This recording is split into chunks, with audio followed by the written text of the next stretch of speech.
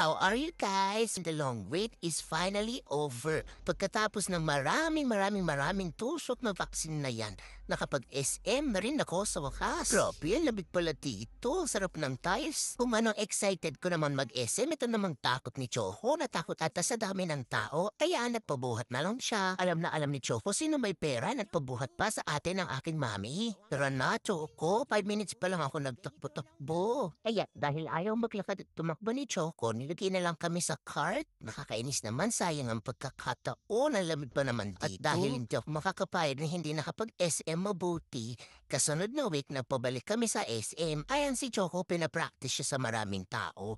Kaso natatakot talaga siya eh. Ano ba, Choco? Kung ako yan, takbo-takbo na ako talaga, hindi na ako magpapahuli. Grabe, nakakaingit talaga. Dapat pala nagpanggap din ako natatakot. E di sana ako ngayon yung pinapractice dyan sa baba. Kaingit talaga. At dahil wala pa kaming stroller, dito lang kami sa food court na upuan inupo. Pinakalayo-layo nga nila mami yung mga upuan at table kasi baka mabash kami, pang tao lang kasi dito. Pagkatapos naman namin inupuan to, pinaka-alcohol at pinunasan to ni mami para hindi magamit yung mga tao sa amin. Ayun lang. Bye!